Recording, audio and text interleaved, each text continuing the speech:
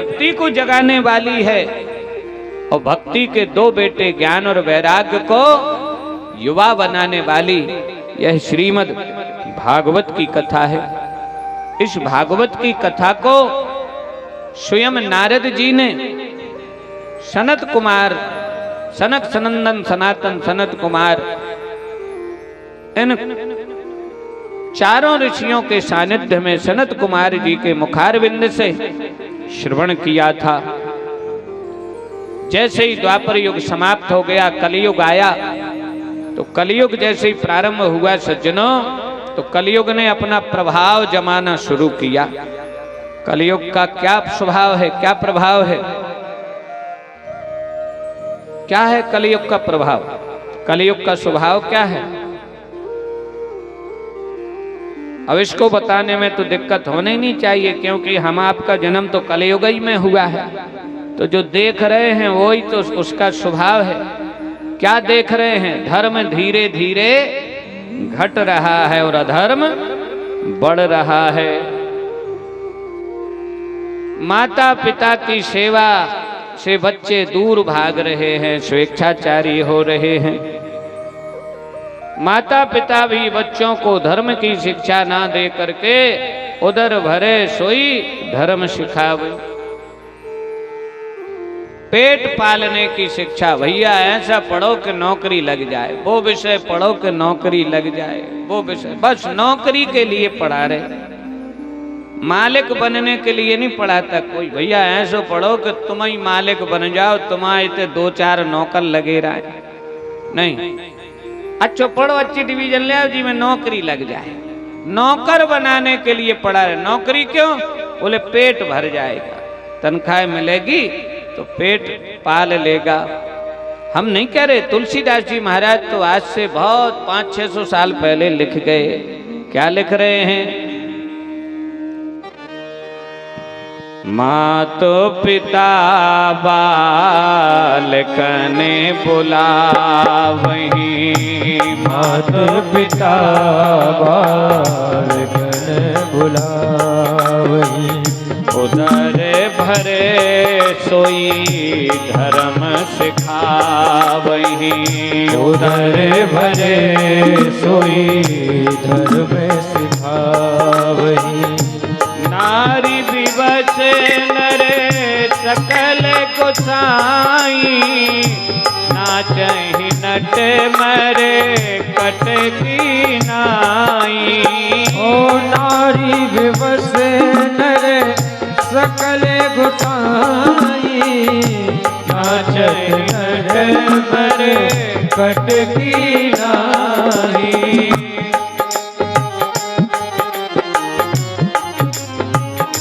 मातु पिता बालकन बुलावहीं, उदर भरे सोई धर्म सिखावहीं, उदर भरे सोई धर्म सिखावहीं।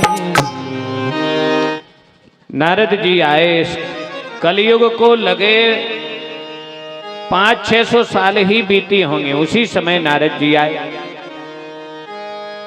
तो घर घर गए, गांव गांव भ्रमण किया, लेकिन नारद जी ने जो चमत्कार देखा कि सतयुग त्रेता द्वापर में हर घर में किसकी चलती थी बताओ? बड़े बूढ़े बुजुर्ग की ही चलती थी। उन्हीं की सलाह मानी जाती थी, उन्हीं के फैसलों का अनुकरण किया जाता था। वो जैसा कहें उन्हीं के अनुसार हम उन्हीं के मार्गदर्शन में, उन्हीं के निर्देशन में काम करते थे। लेकिन कलयुग ने बड़े बूढ़ों को तो टांग दिया खूंटी पर, माने अलग कर दिया। अब बड़ों की सलाह नहीं ली जाती। बड़ा बूढ़ा, कोई बूढ़ी काकी बोले ही पड़े, कोई बड़ा बूढ़ा बोले ही पड़े तो अब तुम बैठो, तुम्हें कुछ नहीं आता, तुम्हें क्या पता संसार में क्या कर। अरे भैया, वो भी बेचारा चुप हो जाता। तो बड़े बूढ़ों की नहीं चलती, किसकी चलती है? भागवत जी में लिखा, तरुणी प्रभूता गेहे श्यालकौ बुद्धिदायकः कन्या विक्रयणो लोभात् दंपत्तिनां च कलकनम।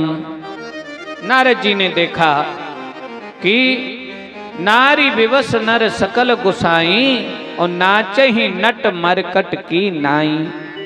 पहले बच्चे माता पिता के इशारे पर नाचते थे, माने काम करते थे, कर्तव्य करते थे। अब माता पिता से तो अब ज्यादा वास्ता नहीं है, किसके इशारे पर नाचते हैं? नारी विवश नर सकल गुसाई नाचहि नट मरकट की नाई। और क्या देखा नारद जी ने? सत्यम नास्ति तपः शौचम दया दानम न विद्यते। न सत्य है, धीरे धीरे सत्य क्षीण हो रहा है, न तप है, न शौच है, और दया दान तो कलयुग में एकदम क्षीण ही हो जाता है। लोग इतने लालची हो जाएंगे, इतने लालची हो जाएंगे कि कन्या विक्रयणाम, कन्या को भी बेचने लगेंगे। कन्या विक्रयणो लोभात दंपत्ति नाम च कलक्षम। दंपत्ति में, पति पत्नी में प्रेम नहीं होगा, उनमें भी कलह होगी। परिवार में, भाई बंधु कुटुंब में तो कलह होगी। वो तो द्वापर में भी होती थी, पांडवों में और कौरवों में भाई भाई नहीं थे, लेकिन कलह थी। पति पत्नी में कलह नहीं होती, लेकिन कलयुग का स्वभाव है कि और किसी में कलह हो या ना हो, पति पत्नी में कलह हो। अब सबकी बात नहीं है, कलयुग में सबके लिए नहीं लिखा। कलयुग कितना ही बढ़ जाए, कितना ही बढ़ जाए, वो ज्यादा से ज्यादा अपने आगोश में ले पाएगा, अपने अधीन में ले पाएगा तो केवल 75% लोगों को ही ले पाएगा।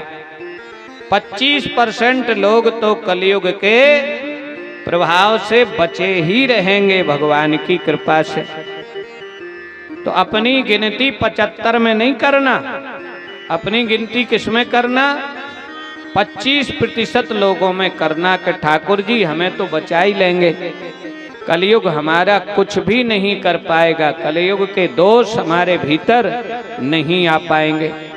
ऐसे नारद जी अनेक गांवों में, अनेक देशों में, प्रदेशों में भ्रमण करते हुए जब देखा कि पति पत्नी में कलह है, कन्या लोभात दंपत्ति नाम तरुणी प्रभुता गए है श्यालकौ बुद्धिदायका, ऐसे दोष जब कलयुग के देखे तो विचार किया कि चलो तीर्थों में चलें, वहां धर्म मिलेगा। तो तीर्थों में गए तो वहां भी धर्म क्षीण होते देखा। तीर्थों में पहले लोग धर्मशालाएं बनवाते थे, सेवा करते थे। यहाँ तीर्थयात्री आएंगे, उनकी हम सेवा करेंगे, उनका थोड़ा पुण्य हमको भी मिलेगा। अब तीर्थों में सेवा करने वाले लोग कम मिलेंगे, लूट घसोट कमीशनबाज ज्यादा मिलेंगे, दलाल ज्यादा मिलेंगे। तो तीर्थों का भी पुण्य चला गया। फिर नारद जी को लगा कि चलो विरक्तों में साधुओं के पास चले, वहां धर्म दिखाई देगा। तो जब जैसे ही नारद जी साधुओं के पास गए तो यहाँ देखो साधुओं की निंदा का भाव नहीं है, सब साधुओं की बात नहीं है। जिन जिन के यहाँ नारद जी ने जो जो देखा वो बता रहे हैं। क्या बोले महाराज? पाखंड निरता साधो, साधु माने संत काय में लगे हैं? पाखंड में रत हैं। और पाखंड क्या है? पापस्य खंड इति पाखंड, जो पाप का ही एक खंड है उसी को क्या बोलते?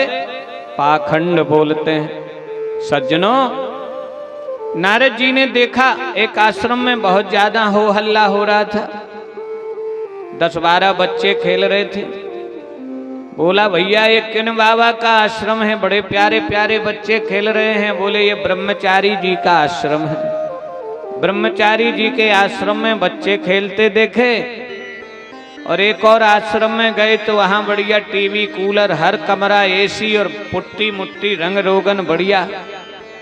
बंगला नुमा एक आश्रम बना था। बोले ये आश्रम किनका है? बोले जे त्यागी जी महाराज का है। त्यागी जी महाराज तो वो होते जिनने सब कुछ त्याग दिया, बर्तन में भोजन भी नहीं करते, हाथों में या पत्तल दोना में भोजन करते। लेकिन जब एयर कंडीशन बंगले देखे होंगे नारद जी ने, माने विलासिता का जीवन देखा होगा, तो कैसा लगा होगा। त्यागी जी का विलासिता पूर्ण जीवन देखा, ब्रह्मचारी के बच्चे देखे, और एक जगह तो हद हो गई, बहुत हो हल्ला हो रहा था। बोले भैया ये किनका, माने झगड़ा हो रहा था, झगड़ा किनका आश्रम है? बोले मौनी महाराज का। मौनी महाराज, जो मोई ना बोले, मौनी महाराज के आश्रम में झगड़ा होते देखा। तो नारद जी ने कानों में उंगली डाली और आंखों पे पट्टी बांधी और वहां से भी निकल लिए कि भैया ना तो घर गृहस्थी वालों के यहाँ शांति है, धर्म है, ना तीर्थों में शांति धर्म रह गया। इस कलयुग ने वहां भी अपना पाखंड फैला दिया, और ना संतों के आश्रमों में धर्म दया उपकार, वहां भी कलयुग ने पाखंड फैला दिया। तो फिर नारद जी दुखी हृदय होकर के और वृंदावन पहुंचे। वृंदावन पहुंचे तो वहां नारद जी को लगा हाँ अभी यहाँ धर्म है। वहां लगा नारद जी को, जैसे ही नारद जी ने वृंदावन की ब्रज 84 की परिक्रमा परिधि के भीतर कदम रखा, तो नारद जी के हृदय में एक अद्भुत चेतना सी आई, स्फूर्ति सी आई। और वृंदावन में क्या देखा कि यहाँ तो भैया भक्ति है, अभी यहाँ तो धर्म है। अब नारद जी तो तब गए थे जब 500 सालें बीती थी, माने आज से 4500 साल पहले। अब तो हो गए 5500 साल के लगभग, कलयुग की उम्र हो गई। नारद जी तो 5000 साल पहले गए थे। तुम आज जाके देखना वृंदावन, आज हुआ तुम। जैसे ही वृंदावन पहुंचोगे, ऑटो से उतर के अपने पांव वृंदावन की धरती पर रखोगे, तो अपने आप हृदय में एक चेतना सी जाग जाएगी। अपने आप आपका हृदय निर्मल हो जाएगा। अपने आप आपके मुंह से निकलेगा राधे राधे राधे राधे। और नहीं निकालना चाहोगे तो बोलना पड़ेगा, क्योंकि रिक्शा वाला आएगा तो ये नहीं पूछेगा है भैया कहाँ जाना, नहीं, वो कहेगा भैया राधे राधे। अब सामने वाला कहेगा तो तुमको तो कहना ही पड़ेगा ना राधे राधे, है ना। कहाँ जाओगे? तो फिर बताओगे कि हमें जाना या नहीं जाना, या जाना तो कहाँ जाना। मिठाई वाला बोलेगा राधे राधे, तो आपको बोलना पड़ेगा राधे राधे। पीछे से रिक्शा वाला आएगा, उसे रास्ता चाहिए, तो हटो हटो नहीं कहता, क्या कहता? राधे राधे भैया राधे राधे। तो राधे राधे सुनते सुनते मुंह से भी निकलने लगता, क्या? जोर से बोलो, हाथ उठा के बोलो, हाथ उठा के, दोनों हाथ उठा के बोलो राधे राधे। और यही तो, ये भी वृंदावन है जहाँ ठाकुर जी विराजे हैं। बढ़िया बंधनवाल लगा है, देखो ये वृंदावन की लताएं, आम बरगद सब यहाँ लगे हैं। बढ़िया पवित्र भूमि कर दी गई है। यहाँ आके ही आप देखना, आपके भाव बदल जाएंगे, हृदय निर्मल हो जाएगा, और मुंह से निकलेगा राधे राधे राधे राधे राधे राधे। और निश्चित रूप से कथा सुनने आइए, और अपने साथ 2 4 10 को और ले आइए। क्यों ले आइए उसका फायदा हम अभी आगे बताने वाले हैं। आप तो आइए ही, 2 4 को और ले आइए।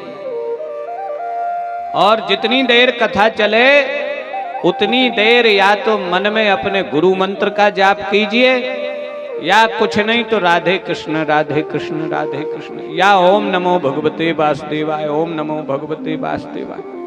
क्यों? कथा में तुम तो बैठ जाओगे, शरीर तो बैठ जाएगा, लेकिन ये जो भीतर मनी राम है ना, मनी राम मन, ये दौड़ पड़ेगा।